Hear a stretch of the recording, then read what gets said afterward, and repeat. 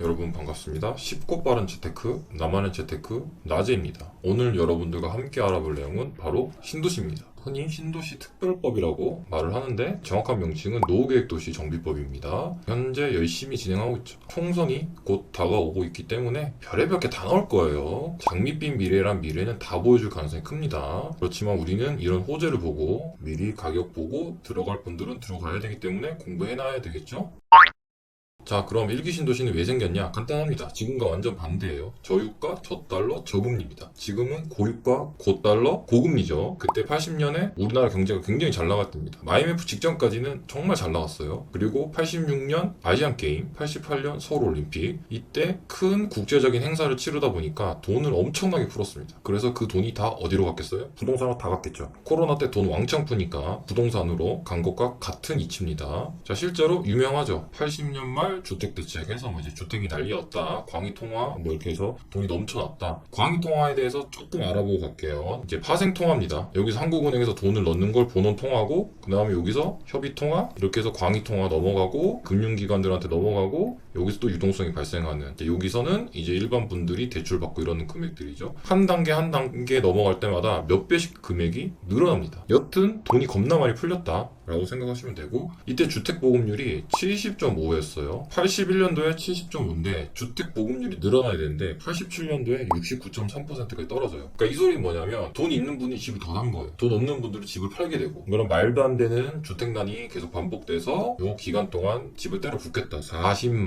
그러니까 일기 신도시 30만 플러스 지방까지 해서 40만 원 때려 넣겠다. 그 중에서 핵심 사업이 서울과 거의 가까운 붙어있는 분당, 일산, 중동, 평촌 3번으로 하겠다라는 내용입니다. 자, 그래서 탄생한 게 이렇게 5개 신도시입니다. 원래는 중동, 평촌 3번만 넣었어요. 근데 야, 니들 장난치냐? 너무 적잖아 해서 일산과 분당을 추가한 겁니다. 3기 신도시도 보면은 늦게 몇 개씩 추가했잖아요. 그거랑 비슷한 이치예요. 이 1기 신도시가 왜 중요하냐면 패러다임을 바꿨어요. 어떤 패러다임? 거주의 패러다임. 왜? 여기 보시면 도봉구 쌍문동에 거주하시던 고길동님, 너무나 유명하신 분이죠. 요때까지는 주택이 대부분이었어요. 그러니까 거주하면 주택이었어요. 근데 1기 신도시가 생기면서 아파트로 넘어온 거예요. 그래서 1기 신도시 입주 후인 90년 중후반 넘어가면서 확실하게 아파트 위주의 거주 형태가 자리를 잡았습니다. 처음에는 150만 원으로 계산했어요, 전문가들이. 근데 노태우가 야, 100만이면 100만이고 200이면 200이지 150만은 뭐냐 해가지고 이제 200만 원을 했다는 썰이 있습니다. 그래서 제6공화국이라고 하죠. 노태우 정부 때 가장 중점을 두고 진행한 게 1기 신도시다. 그래서 여기 보시면 입주 연도가 나오죠. 89년 4월 27일 날 일산이 추가로 발표되면서 이제 입주하기 시작해요. 근데 이렇게 들어왔죠. 이게 말도 안 되는 진행률인데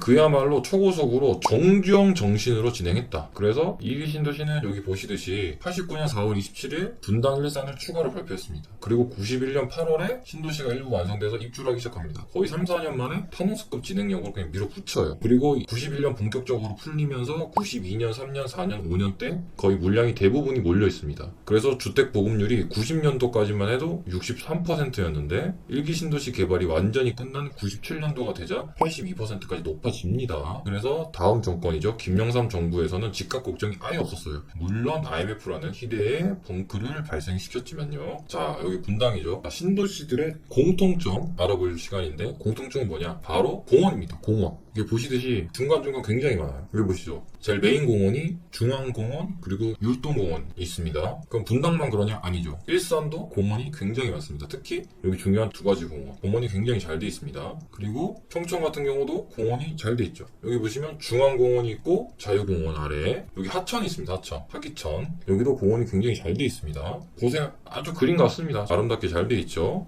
네, 이런 식으로 공원들이 굉장히 기깔나게 잘 돼 있습니다. 1기 신도시들은 다 이래요. 공원이 잘 들어가 있어요. 중동 상본이 비교적 공원이 좀 약하긴 해요. 워낙 밀집도가 높아서 도시도 작고 그건 좀 아쉽긴 한데, 흔히 빅3라고 하는 얘네들은 그래도 굉장히 쾌적하게 잘 되어 있습니다. 네, 특히 이런 구름다리들 굉장히 잘 되어 있습니다. 이 아파트에서 도로를 안 건너고 바로 공원을 진입하는 거예요. 여기도 보시면 잘 돼 있죠. 이렇게 자전거 타고도 넘어갈 수 있고 잘 되어 있습니다. 그럼 또 다른 공통점은 뭐냐? 바로 학원가입니다. 여기 분당에 보시면 학원가 기깔 나죠? 제일 유명한 게 순회학원가죠. 여기서 다니고 이제 필요하면 여기도 한번 하고 그다음 필요하면 또 정자동 가서 한번 하고 굉장히 학원가가 발달이 잘 돼 있다. 일산 역시 굉장히 잘 돼 있습니다. 여기 제일 유명한 후곡 학원가 그리고 백마 학원가죠. 학원가가 굉장히 잘 돼 있습니다. 그리고 여기는 평촌 학원가 말도 안 되게 몰려있죠. 경기도 1위다. 실제로 지금 야간에 가면 버스가 줄줄이 서 있습니다. 10시에서 10시 반쯤 되면 이런 광경들이 엄청나게 자주 보입니다. 자, 그럼 신도시의 차이점은 뭐냐? 바로 강남과의 접근성이에요. 강남. 흔히 말하는 강남 3구. 얘네와의 접근성에서 가격이 갈라진 부분이 큽니다.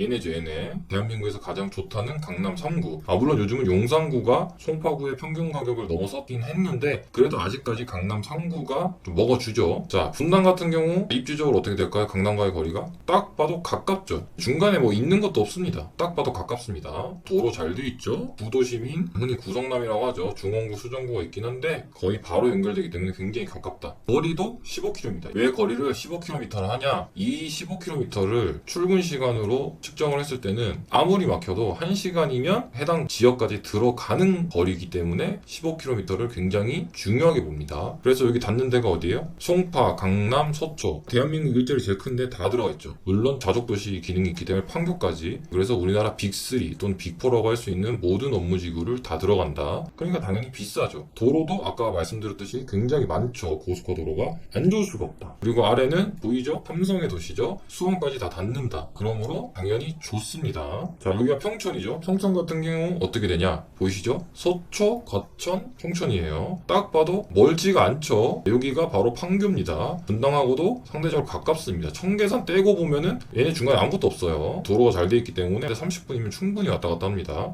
얘네도 볼까요? 자, 15km죠. 여기 강남, 소초, 심지어 얘는 여의도가 들어갑니다. 송파가 안 들어간 건 아쉽지만 여의도가 대체할 수 있다. 그리고 판교도 들어간다. 그러니까 집값이 생각보다 굉장히 비쌉니다. 얘네들 역시 삼성이 있는 수원에 도달하죠. 입지적으로 괜찮다. 두 지역의 차이는 간단하게 보면은 도로망이 차이가 큽니다. 평촌도 외곽순환도로 있고 제2경인 있고 강남순환도로 있고 이쪽으로 가면은 서해안고속도로 지나고 하기 때문에 괜찮습니다. 그러나 분당은 이렇게 강남으로 가는 도로들이 엄청 많죠. 특히 제일 중요한 경부고속도로까지 끼고 있기 때문에 아무래도 입지적으로 우월할 수밖에 없습니다. 그렇다면 일산은 어떻게 되냐? 일산 서구, 동구죠. 두 지역 원래 같은 일산구였습니다. 인구가 늘어나면서 분구된 거예요. 자, 그럼 일산 가운데 기점으로 15km면 어떻게 되냐? 업무지구 안 닿아요. 그나마 가깝다고 생각했던 여의도도 안 닿고 종로도 안 닿아요. 그나마 요즘 발달한 마고, 그 다음에 상암 정도까지 커버 가능하죠. 그렇지만 가장 일자리가 많은 소초, 강남, 송파, 그리고 여의도도 안 되고 판교도 안 됩니다. 심지어 종로도 생각보다 멉니다. 그러다 보니까 집값이 상대적으로 굉장히 낮습니다. 확대해서 봐도 사실은 여기 상암동 쪽이 아슬아슬하죠. JTBC 이런 데가 아슬아슬하게 답니다.